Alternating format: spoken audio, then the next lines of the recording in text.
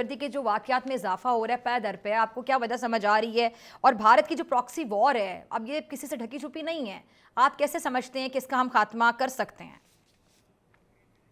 जी बिल्कुल, आपने सही कहा कि एकदम जो है हम देख रहे हैं कि बहुत जो है ना शिद्दत आ रही है इसमें दहशतगर्दी की कार्रवाइयों में। और बिल्कुल ये कोई ढकी बात नहीं है। बहुत अरसे से हिंदुस्तान की एक पॉलिसी है जिसको उन्होंने ऑफेंसिव डिफेंस का नाम दिया हुआ है। ये अजीत दोवल का ये एक डॉक्ट्रिन था। और ये ऑफेंसिव डिफेंस जो है, ये नाम नहाद जिसको ये कहते हैं, वो क्या है? वो ये है कि जी वो प्रॉक्सीज को इस्तेमाल करेंगे और पाकिस्तान को, जिसको वो कहते हैं, ब्लीड करेंगे। तो प्रॉक्सीज कौन है? वो प्रॉक्सीज यही दहशत गर्द तंजीमें हैं जिनको प्रॉक्सीज कहते हैं। तो इनको वो फंडिंग भी करते हैं, असला भी देते हैं, इंटेलिजेंस इनको भी प्रोवाइड करते हैं। तो डायरेक्टली भी करते हैं और फिर अफगानिस्तान के थ्रू भी पहले ये होता था। एक जमाने में आपको याद होगा उन्होंने कितने ज्यादा कॉन्सुलेट वहां पे बनाए हुए थे, जबकि वहां पे कोई हिंदुस्तानी शहरी नहीं रहते थे, और वो कॉन्सुलेट्स का मकसद ही ये था। अभी खैर उनके कॉन्सुलेट्स तो नहीं है उस तरह से, लेकिन अभी भी बिलवास्ता बिलावास्ता इन सारी प्रॉक्सीज के थ्रू पाकिस्तान में ये कार्रवाइयां जो सी हैं उसको बिल्कुल फरोग देते हैं। अब जहां तक अब दूसरा जो है वो रुख हिंदुस्तान, वो जो है अफगानिस्तान का है। अफगानिस्तान से भी जाहिर है वहां पे जो बेशुमार उनके वादे वही भी हुए, कमिटमेंट्स भी हुई, लेकिन उसके बावजूद वहां पे जो स्पेस मिली हुई है दहशतगर्द तंजीमों को, जिसमें टीटीपी भी शामिल है, बीएलए भी है, बहुत सारी और भी तंजीमें हैं। तो वो स्पेस जो है उन्होंने अभी तक वो सही। खत्म नहीं की, और अभी भी वो वहां पे कोई सेफ हेवन्स हैं और वहां से ऑपरेट कर रहे हैं। तो उसमें पाकिस्तान ने जो है हमारी पॉलिसी जो रही है उसमें हमने बायलैटरली भी दो तरफा जो ताल्लुकात है उसके उसमें भी फिर जो है एक रीजनल अप्रोच भी इस्तेमाल की। क्योंकि इस रीजन के बहुत से और मुल्क जो है उनको भी खतरा है अफगानिस्तान से। मिसाल के तौर पर रूस है, चीन है, यही तंजीमें दहशतगर्द कार्रवाइयां वहां पे भी करती हैं। फिर ईरान है, ये सारे मुल्क ऐसे हैं जिनको भी वही से ये शिकायत है। तो उनके सही। साथ मिलकर भी हमने जो है अफगानिस्तान को जाने की कोशिश की है। और फिर इंटरनेशनली भी यूनाइटेड नेशंस जो है उसके फोरम से जो है। लेकिन बहुत सारे जो कमिटमेंट्स हैं उसमें अभी चाइना में भी थी मीटिंग, ट्राइलेटरल फोरम है पाकिस्तान चाइना अफगानिस्तान, उसमें फॉरेन मिनिस्टर्स थे तीनों मुल्कों के। उसमें भी तो बहुत ज्यादा जो है ये लगा कि जी शायद अफगानिस्तान जो है अब एक पॉजिटिव ट्रेजेक्टरी पे चल पड़ा है, क्योंकि उन्होंने जो है ना ये कहा कि जी इसको हम बिल्कुल स्पेस खत्म करेंगे और हम अब उस पर आएंगे, जो इक्तिसादी ताउन है उस तरफ अब पूरा फोकस करेंगे। लेकिन उसके बावजूद फिर वो हुआ नहीं। अब इसमें पाकिस्तान की जो स्ट्रेटेजी है, देखिए एक नेशनल एक्शन प्लान तो बहुत पुराना है इसमें, और उसमें होलिस्टिक एक स्ट्रेटेजी थी जिसमें काइनेटिक ऑपरेशंस भी शामिल थे, जिसमें जो है ना फिर वो भी शामिल था कि किस तरह से हार्ट्स एंड माइंड्स जो है, क्योंकि ये बैटल जो है हार्ट्स एंड माइंड्स की भी तो है। ये सारे जो लोग गुमराह होके इन दहशतगर्द तंजीमों के जो है ना वहाँ पे ये कार्रवाइयाँ करते हैं, तो उनमें बहुत सारे ऐसे लोग भी हैं जिनको समझाना भी है।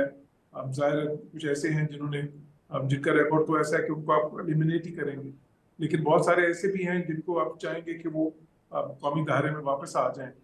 फिर साथ ही सही। साथ ये भी है कि जो उनको फंडिंग जाती है उसको भी आपने ड्राई करना है, वो टेररिस्ट फाइनेंसिंग जो उनसी है उसको भी खत्म करना है। फिर सही। वो जो प्रोपेगेंडा करते हैं उसको भी जाहिर करना है।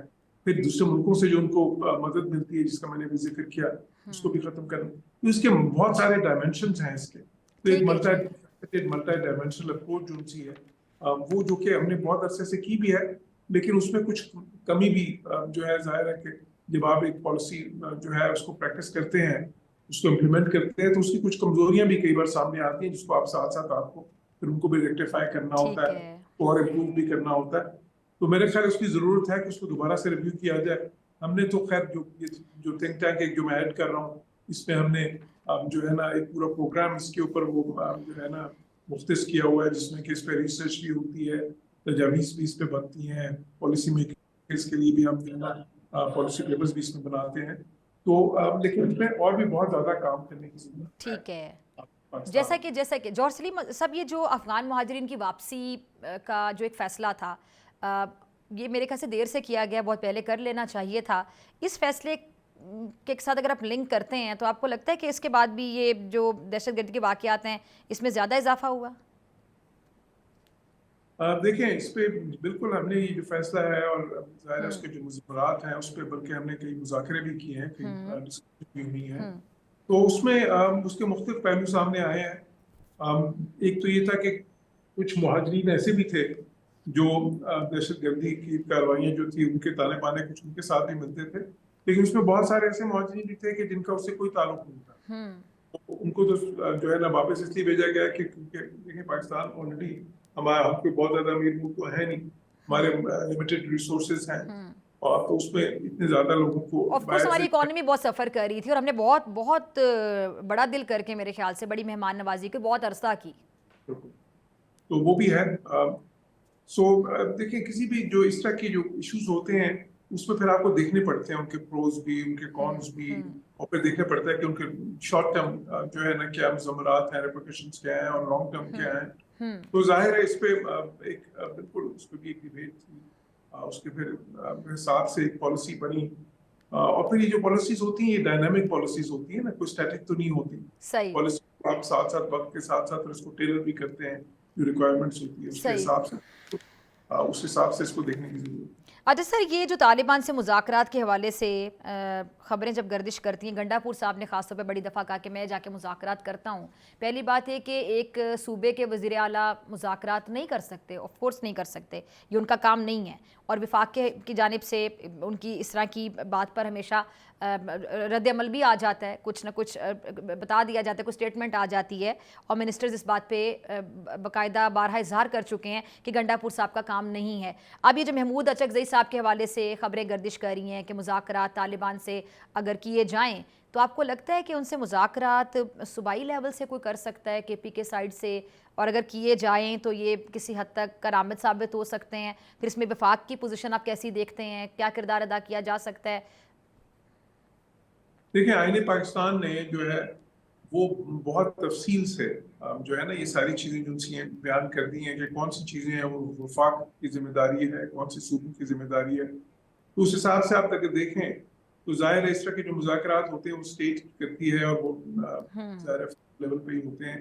कुछ ऐसे सब्जेक्ट्स हैं जो कि फेडरल लेवल पे ही हो सकते हैं। ठीक तो है, उसमें तो बिल्कुल आइन बहुत वाज़ेह है उसमें। ठीक है, उसमें आइन बड़ा क्लियर है। ठीक है। अच्छा सर, ये आपको क्या लगता है कि जो अगर हम अपनी डिप्लोमेसी की बात करें कि जिस तरह अभी भारत ने जो एडवेंचर किया था उसके बाद जगहसाई का सामना करना पड़ा, उनका जो इंडियन मीडिया था वो बड़ा प्रोपेगेंडा करता रहा, और हम तो काफ़ी अरसे से बता रहे थे कि इंडियन मीडिया किस तरह खबरों को तोड़ मड़ोड़ कर अपने स्टाइल में पेश करता है, पिंक को रेड, रेड को मैरून करना बड़े अच्छे तरीके से जानता है। इस बार दुनिया ने खुद देखा कि इंडियन मीडिया ने किस तरह का किरदार अदा किया, ना कि संजीदगी का मुजाहरा किया, और हमने बड़े संजीदगी के साथ तमाम जो खबरें हैं उसको रिपोर्ट किया, और इंटरनेशनली पाकिस्तान के वकार में, पाकिस्तान के कद में इजाफा हुआ, और तनज़ुली का शिकार हुआ भारत, और भारत को शर्मिंदगी का, सुबकी का सामना करना पड़ा। सिफारती कामयाबी के हवाले से भी बात करें तो सिफारती कामयाबी का सेहरा भी माशाल्लाह अल्हम्दुलिल्लाह हमें मिली, कामयाबी इनको नहीं मिली, बल्कि ये एक्सपोज हो गए। सिफारती सतह पर उस जंग के बाद अगर हम बात करें तो पाकिस्तान की इज्जत में, वकार में इजाफा हुआ। तो अभी जो हमारी खित्ते की जोग्राफी हैसियत है उसके हिसाब से मैं अक्सर सवाल पूछती हूँ मेहमानों से, आपकी मौजूदगी का फ़ायदा उठाते हुए पूछूंगी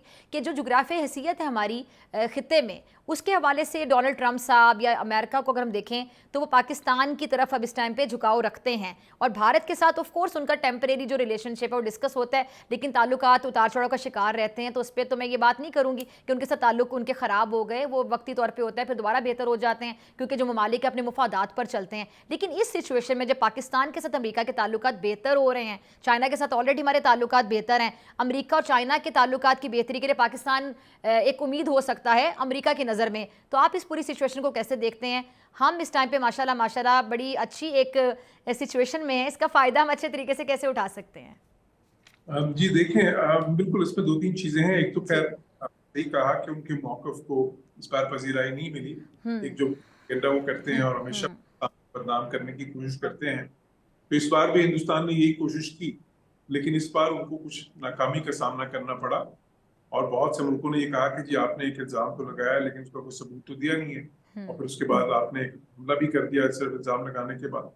तो बिल्कुल वो फिर उसके बाद जब खुसूसन उन्होंने वो हरकत की जहाँ पे उन्होंने इंडस वाटर्स ट्रीटी या सिंतास मुआहदा जो है उसको कहा कि जी हम उसको इंडिपेंडेंस रखते हैं, तो दुनिया ने उसको भी बहुत नापसंदीदगी से देखा। जाहिर है कि वो एक इंटरनेशनल लॉ की वायलेशन भी थी, एक ऐसा इकदाम था जो कि अग्रेशन में आता है, जो कि खामखा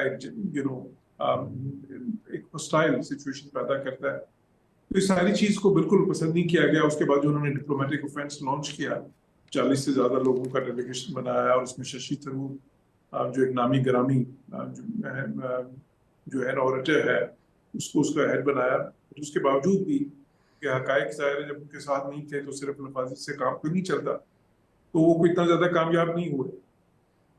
अब इसमें पाकिस्तान के मौक़िफ़ को जिस तरह तायद मिली है और पाकिस्तान को का एक डिप्लोमेटिक प्रोफाइल जो है बढ़ा है इस कॉन्फ्लिक्ट के बाद, तो वो पाकिस्तान के लिए ज़ाहिर है कि एक बिल्कुल एक हमारे लिए बून है, एक बहुत ही खुशाइन चीज़ है और हमें इससे पूरा फ़ायदा उठाना चाहिए। आई थिंक ये बहुत ज़रूरी है कि इस मौके से, और आपने ये भी ठीक कहा कि देखिए कुछ ऐसी चीज़ें होती हैं कि आप उस पर ये रिलाय नहीं कर सकते कि अब ये ऐसे ही चलेगा। अगर हिंदुस्तान के साथ अमेरिका के ताल्लुकात जो उनसे हैं उसमें इस वक्त जो है कुछ इरिटेंट्स आए हैं, कुछ मसाइल आए हैं, तो ऐसे ही चलेंगे क्योंकि उसके फंडामेंटल्स जो हैं वो तो मुख्तलिफ हैं। ठीक है। तो इसलिए हमें इस मौके से पूरा फायदा उठाना चाहिए। इस मौके इस वक्त जो हमारी पोजीशन है और इस वक्त जो अमेरिका की भी हमारी तरफ जो जिस किस्म की पॉलिसी है और जिस तरह का पोस्चर है, तो और बाकी मुल्कों का भी, उसमें हमें कोशिश ये करनी चाहिए पूरी की जो अपनी